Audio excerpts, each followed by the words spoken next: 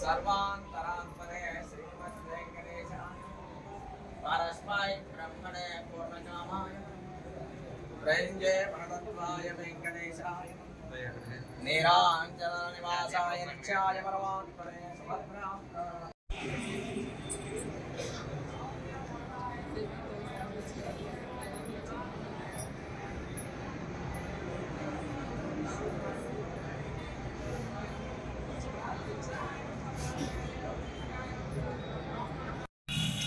ఈరోజు రాష్ట్రంలో దుర్మార్గమైనటువంటి పరిపాలన కొనసాగుతూ ఉంది.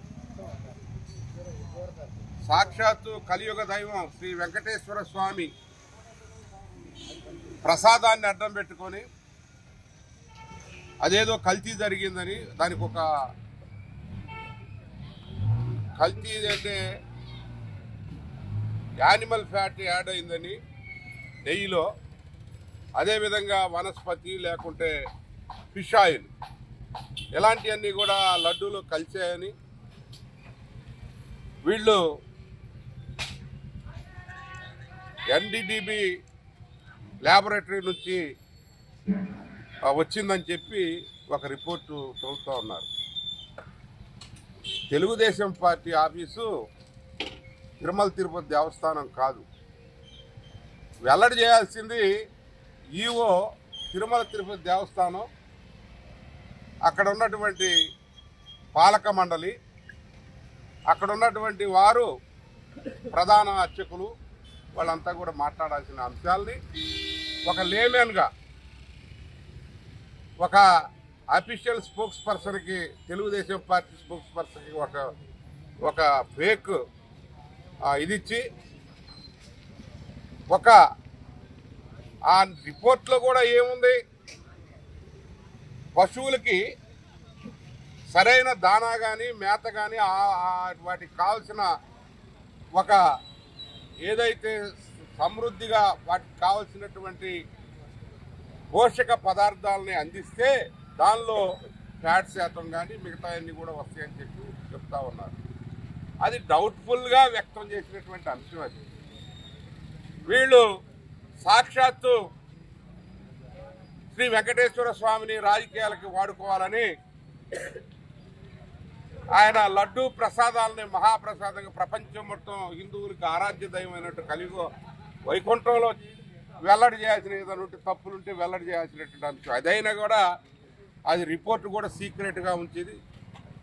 4 ట్యాంకర్లు రిజెక్ట్ చేశారని చెప్పి జూలై 6న 2 ట్యాంకర్లు, 12న 2 ట్యాంకర్లు, 4 ట్యాంకర్లు దానిలో అనుమానం ఉండి అక్కడ క్వాలిటీ కంట్రోల్లో మరి రాలేదని చెప్పి వాళ్ళు రిజెక్ట్ చేశారు.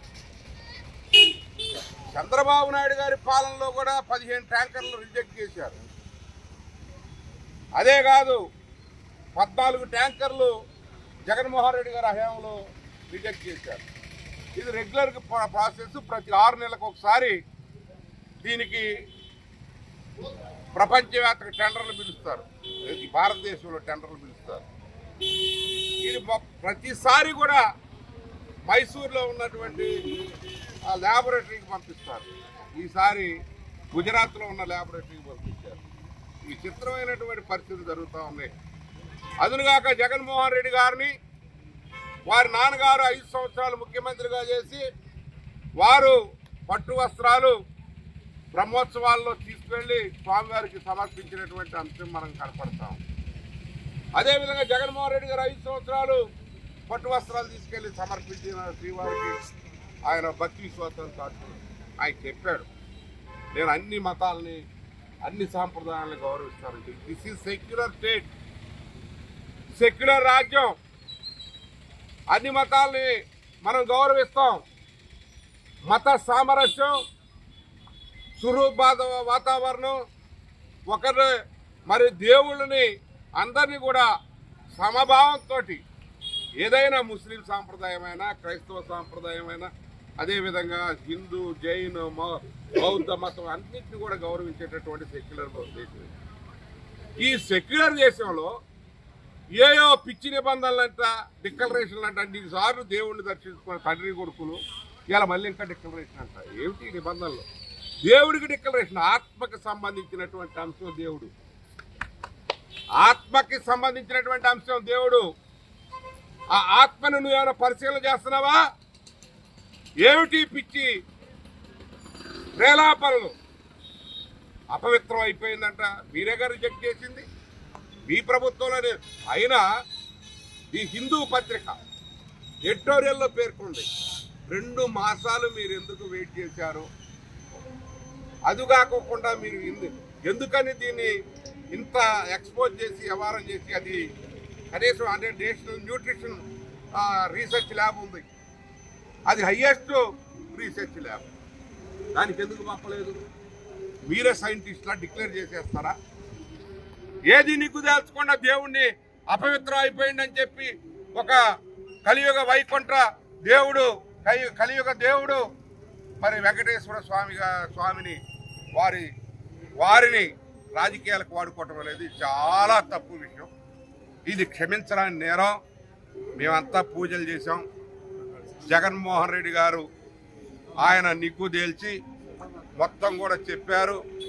ఆయన తెలియజేసినటువంటి అంశాలు, ఆయన ఇది తప్పుడు ఆరోపణలు అని చెప్పి నిన్న ప్రెస్ మీట్లో కూడా చెప్పి మొత్తం కూడా డీటెయిల్డ్ ఇది ఇచ్చారు. ఎడిటోరియల్స్ జాతీయ పత్రికలు కూడా రాశాయి, ఇవన్నీ తప్పు, ఈ విధంగా ఎక్స్పోజ్ చేయకూడదు దేవుని గురించి అని చెప్పి.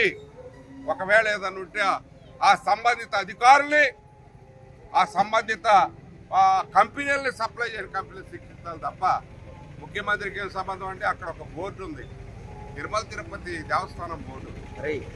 మీరు దేవుణ్ణి దర్శించుకుంటానంటే అనుమతి ఇరా, అక్కడికి పర్మిషన్ ఇవ్వరా? ఎంత దుర్మార్గం! దేవుడికి రాజకీయం ఆపాదిస్తారా? దేనికి తగిన మూల్యం చెల్లించుకుంటారు?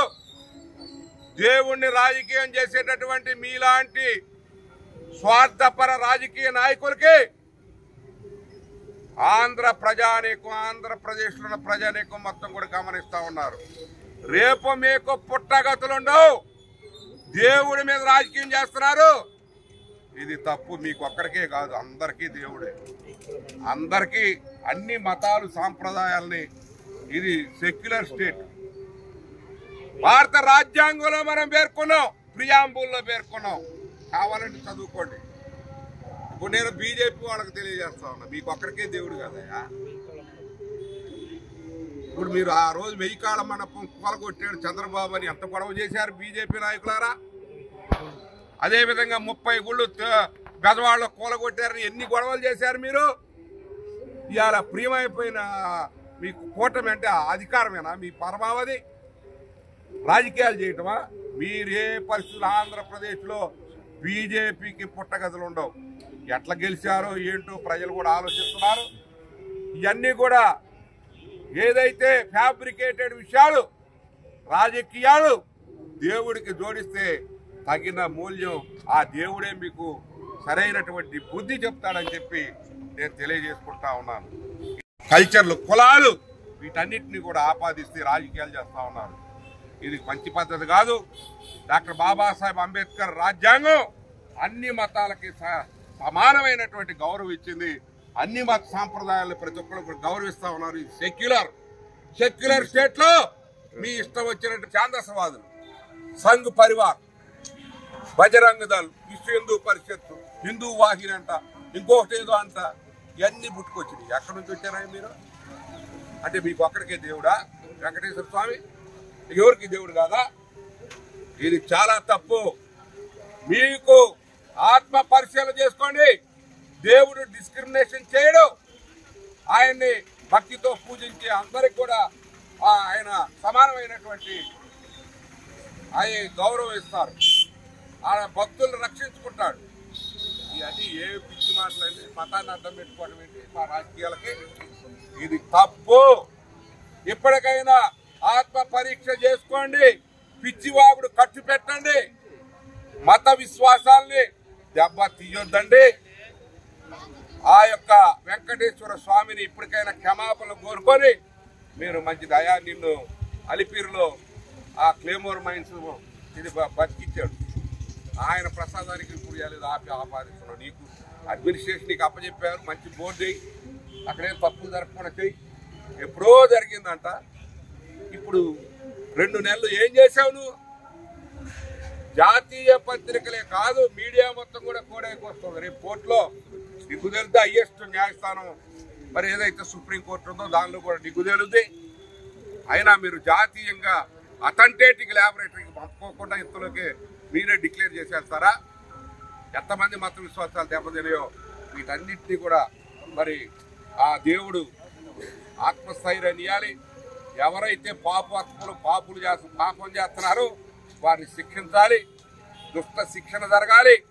చెడు రాజకీయాల్ని దేవుడు ఎండగట్టాలి. దేవుడే పనిష్మెంట్ ఇస్తాడు.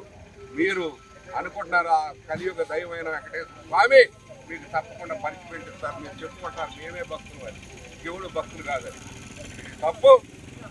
నేను అడుగుతా ఉన్నా, మాకు చెప్పేది ఏదో అడ్డం పెట్టి మొత్తం పక్క రాష్ట్రాల నుంచి బీజేపీ కార్యకర్తలు తీసుకొస్తారు. అది ఏంటిది? బీజేపీ కూడా నరేంద్ర మోడీ గారు దీని మీద కన్నేయండి మీరు, లేకపోతే దేవుడు మీకు కూడా పనిష్మెంట్ ఇస్తాడు. రాబోయే రోజుల్లో తుఫాను వస్తే కొట్టుకుపోతారు. ఇది సెక్యులర్ దేశం. అన్ని మతాలకి సమాన గౌరవం ఉంది. భిన్న మతాలను కాపాడేటటువంటి రాజ్యాంగం ఉంది. అందరి ఒకళ్ళొకళ్ళు గౌరవించుకుందాం. వీటన్నిటిని కూడా మరి ఖండిస్తున్నాం తీవ్రంగా. వైఎస్ఆర్ పార్టీ తరఫున తిరువూరు నియోజకవర్గంలో పూజలు చేస్తా ఉన్నాం. అందరం కూడా ఈరోజు మీరు చూస్తా ఉన్నారు, ఏదైతే రాజకీయం చేస్తా ఉన్నారో వాటన్నిటిని కూడా ప్రజలు ఖండిస్తా ఉన్నారు. మీ డబ్బా పత్రికలో కొంతమంది ఏదో చేస్తే మరి తప్పు, వాళ్ళు అది ఏదైతే ఎక్స్పోజ్ చేస్తున్నారో దేవుడిని ఎక్స్పోజ్ చేయకూడదండి. దేవుడి ప్రసాదంలో ఎవరైనా ఏదైనా పొరపాటు చేస్తే దాన్ని వాళ్ళు శిక్షించాలి చట్టపరంగా. ఏమిటి రాద్ధాంతం? మతాన్ని రాజకీయాలకు అంటు పెట్టద్దు. ఇది తీవ్రంగా ఖండిస్తా ఉన్నాం అని చెప్పి పత్రికలు కూడా సలహా ఇస్తా ఉన్నాం. మంచిది, ఎక్స్పోజ్ చేయండి, భక్తిభావాలతో జీవించమని చెప్పండి. ఒక ఆధ్యాత్మిక చింతనానికి స్వామి వివేకానంద తలుచుకోండి. ఏం చెప్పారు స్వామి వివేకానంద? చదవండి. మీరు చదవుకోకుండా విజ్ఞానం మరి శంకరాచార్య ఏం చెప్పాడు మీరు ఆలోచించండి. మీ పిచ్చి, మీ ఏదైతే మతోన్మాద వ్యవహారాలు పారేయండి.